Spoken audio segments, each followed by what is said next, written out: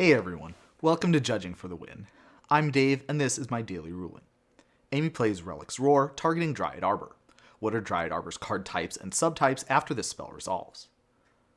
Okay, so before you just say it's an artifact creature dinosaur and click off to another video, I promise this question has some more interesting stuff going on under the hood. First off, before we get too far into things, I want to make sure that everyone's on the same page. So when I say card type, I mean something like artifact, creature, or land, the types that a card can have, which appear before the long dash on the type line. When I say subtype, I mean something like forest or dryad, which appear after the long dash. Subtypes of creatures are sometimes called creature types, and likewise for subtypes of lands, artifacts, and other card types. I wanted to make sure that I spelled that out clearly because this aspect of the rules already has a lot of potential to cause confusion, so hopefully going over some of the important terminology at the beginning can help with that. Now let's build our way up to the boss problem that I originally introduced. To start, let's take a look at this card, Boldwyr Intimidator. If you activate either of its abilities targeting Dryad Arbor, will the Dryad Arbor still be a Dryad? No, Boldwyr Intimidator sets the creature types, which means that all the previous creature types that the targeted creature had get overwritten when this effect is applied. Same thing with Tidal Warrior. If you use that against a Dryad Arbor, then that will set the Dryad Arbor's land type to Island, which means the Dryad Arbor will no longer be able to tap for green because it won't be a forest until the end of the turn. As the rule that was on screen mentioned, only the subtypes from the appropriate set get overwritten. So making the Dryad Arbor into an island will still let it be a Dryad, and even after turning into a coward, it will still be a forest. For practice, you might want to imagine what might happen if a Blood Moon and a Dryad Arbor were out at the same time. Now, this works exactly the same way for card types too. So, like if we used a Soul Sculptor to turn the Dryad Arbor into an enchantment, that's all it would be. It wouldn't be a creature or a land anymore because the new card type overwrites the old ones. There's also this rule here that says if a permanent loses a card type, it loses any subtypes associated with the type it lost.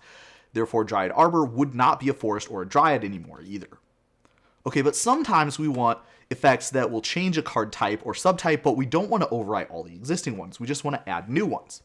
The phrases "it's still a blank" or "in addition to its other types" are used to signify that you're dealing with this kind of effect.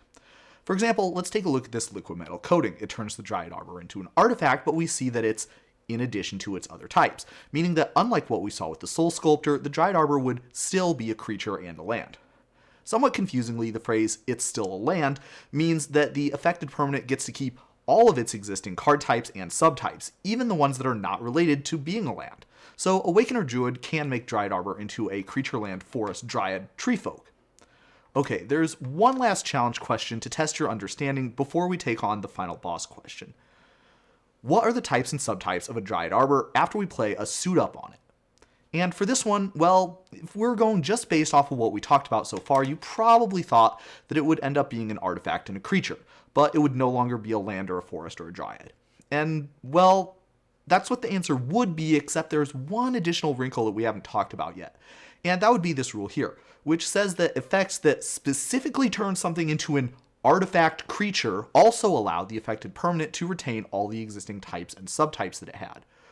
With this being the case, the correct answer is that Suit Up will actually make the Dryad Arbor into an artifact creature land forest dryad.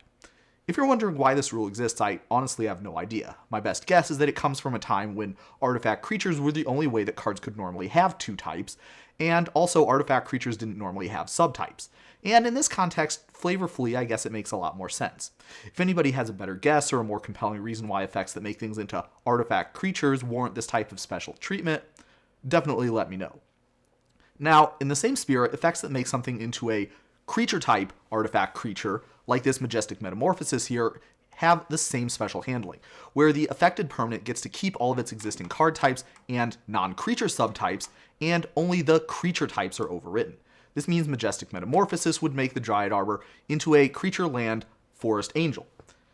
Now that we have all this set up, we're finally in a position to appreciate exactly what the problem is with Relic's Roar.